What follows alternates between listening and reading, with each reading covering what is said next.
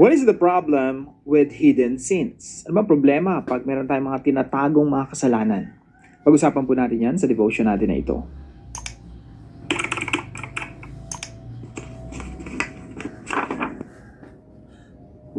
Magandang araw po sa bawat isa sa inyo. Welcome back to our 365 Daily Devotions Bible Characters Edition.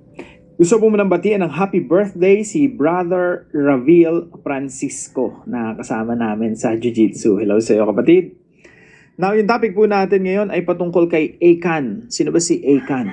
Nakukwento po muna sa inyo yung background. Nung mga nakaraan po, pinag-usapan natin yung fall of Jericho.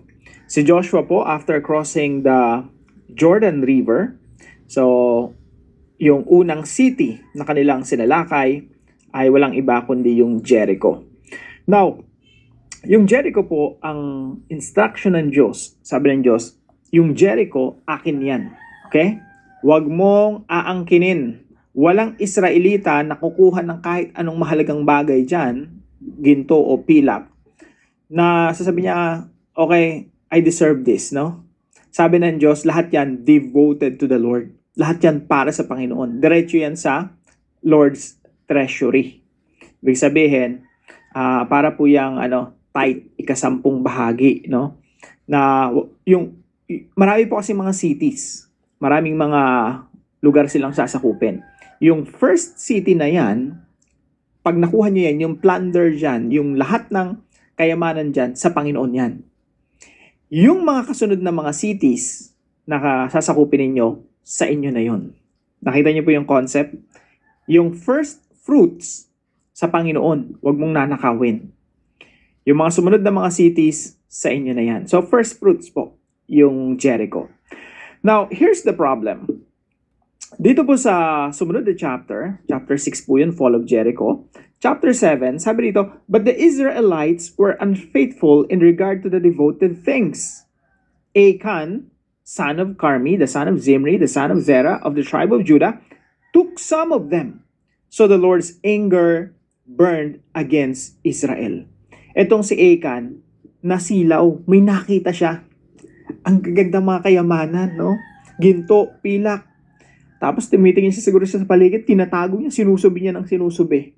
At nilagay niya naghukay siya sa ilalim ng tent niya, tapos doon niya nilagay yung mga kayamanan. Pero mahigpit na pinagbibili ng Diyos na yung lahat ng kayamanan ng Jericho ay patungo sa treasury ng Panginoon. Hindi mo pwedeng nakawin. Si Achan po, ang kasalanan niya, ninakaw niya yung first fruits. Now, verse 2. Now Joshua sent men from Jericho to Ai, which is near Beth-aven to the east of Bethel, and told them, go up and spy out the region. So the men went up and spied out Ai. When they returned to Joshua, they said, not all the army will have to go up against Ai. Send 2,000 or 3,000 men to take it, and do not weary the whole army, for only a few people live there.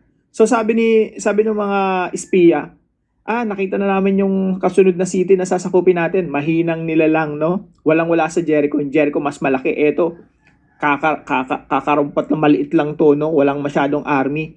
Tama na yung mga 2,000 to 3,000 na mga kasundaluhan.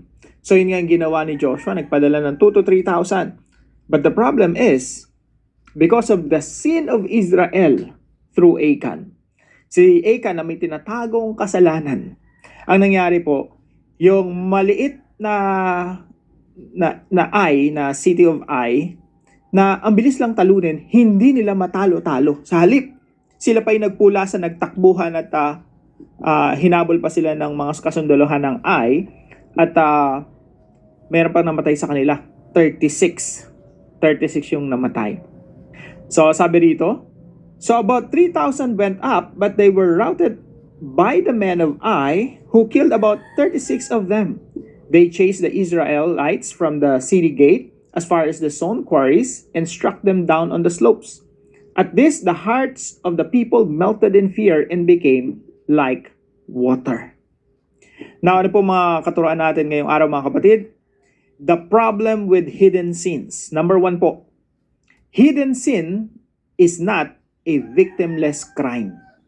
Yung tinatago nating mga kasalanan, mga kapatid, kung ano man yan, no? Yung feeling natin, wala naman nakakaalam. Hindi po ibig sabihin yan, walang mabibiktima yan. Yung hidden sins, hindi totoong merong, victimless crime. Ibig sabihin, may krimen, tapos walang biktima. May kasalanan tinatago, tapos walang maapektuhan. Hindi po ganun, mga kapatid. Kapag meron kang tinatagong kasalanan na hindi mo ina-expose, hindi mo kino-confess sa kapwa mo mananampalataya, hindi mo ina-admit sa harapan ng Panginoon, hindi mo hinihingi ng tawad, hindi mo pinapalinis yung sarili mo sa harapan ng Panginoon, and you keep cherishing that sin, parang mga ginto at pilak sa ilalim ng tent ni Achan, na iniingat-ingatan, pinakaalaga-alagaan, pinakatago-tago. Yung pong kasalanan na yun, mga kapatid, yung hidden sins, lagi pong merong biktima yan. Lagi merong maapektuhan yan. Pwede ang iyong sarili, pwede ang iyong relasyon mo sa asawa, relasyon sa anak, relasyon mo sa katrabaho, relasyon mo sa boss mo, o relasyon mo sa kahit kanino. Meron laging epekto yan. Hidden sin is not a victimless crime. Yung kasalanan po ni Achan, anong resulta?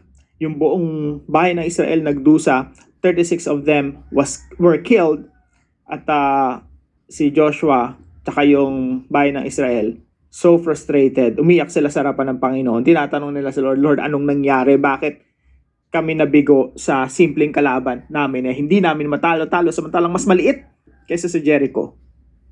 Sinabi ng Diyos sa kanya, you know what, Joshua, it is because of the hidden sin.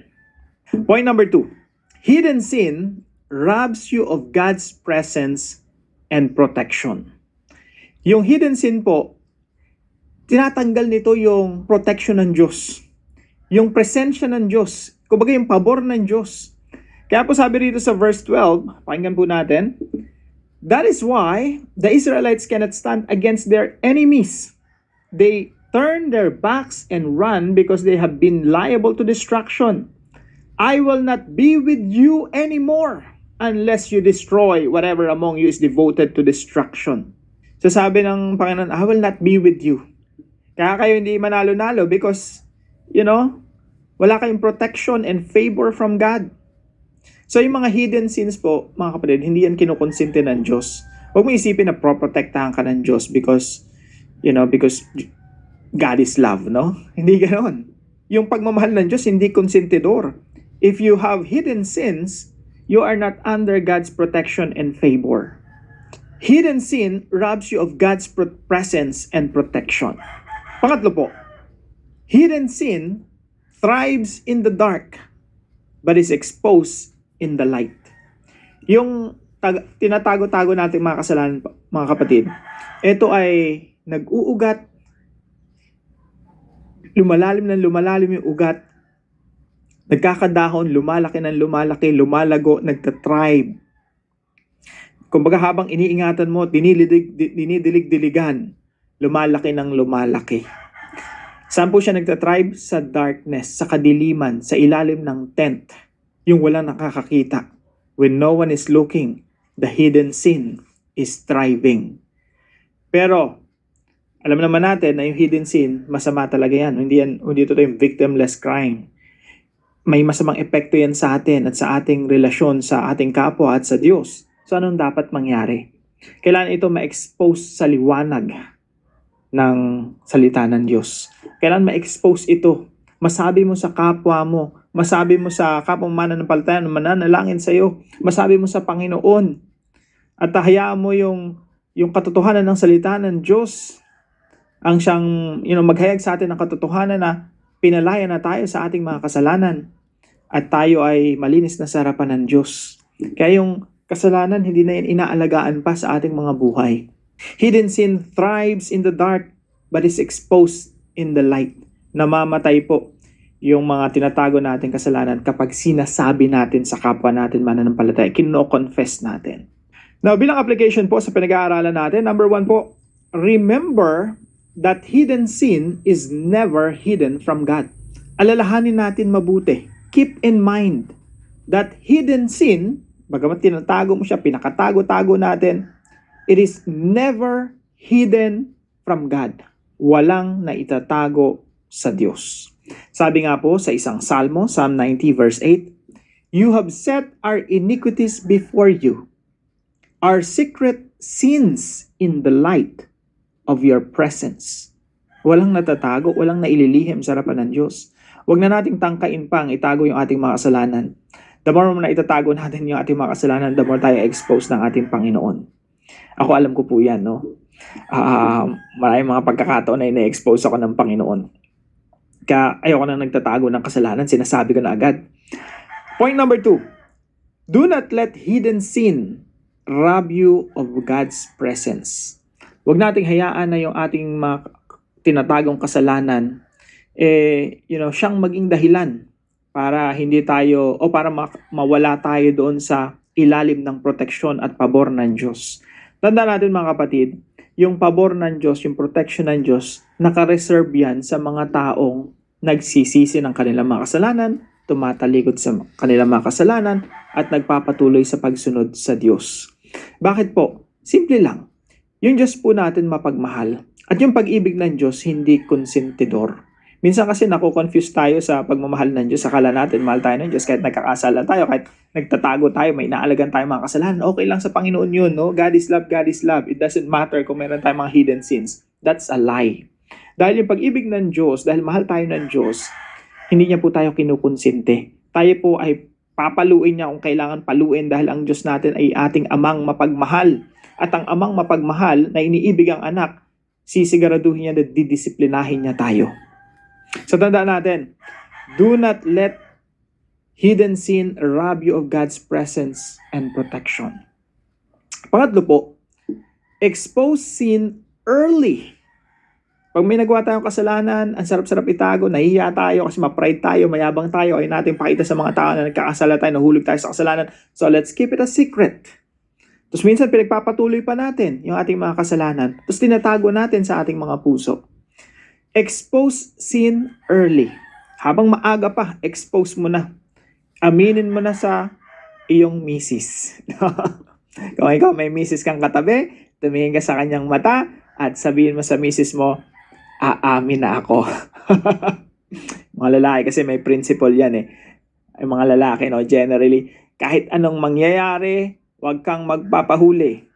At pag nahuli ka ng misis mo, kahit anong mangyari, huwag kang aamin. No? May mga prinsipyo ng mga lalaki. Pero mga kapatid, expose sin early. Maaga pa lang. Ina-expose mo na, sinasabi mo na, nangupit ka, no? Nanchicks ka, or kung ano man yung nagawa nating mali. Sa asawa natin, sa mga anak natin, sa magulang natin, sa teacher natin, sa boss natin, sa empleyado natin. Expose sin early, or it will be exposed in broad daylight later. O ang Diyos ang mag-expose sa'yo. Remember David? Si David, meron siyang tinatagong kasalanan. Inagaw niya yung asawa ng may asawa. No? Yung inagaw niya si Bathsheba na mayroong asawa. Pinakatago-tago niya yun. Pero anong ginawa ng Diyos? In-expose siya in broad daylight. Ginawa niya sa dilim. Pinakita ng Diyos sa madla, sa liwanag, no? Nakitang-kita ng lahat. Expose sin early, or it will be exposed in broad daylight later. Magandang ikaw nang magsabi kaysa ang Diyos pang mag-expose sa iyo. Sabi nga, hidden sin thrives in the dark, but vanishes in the light.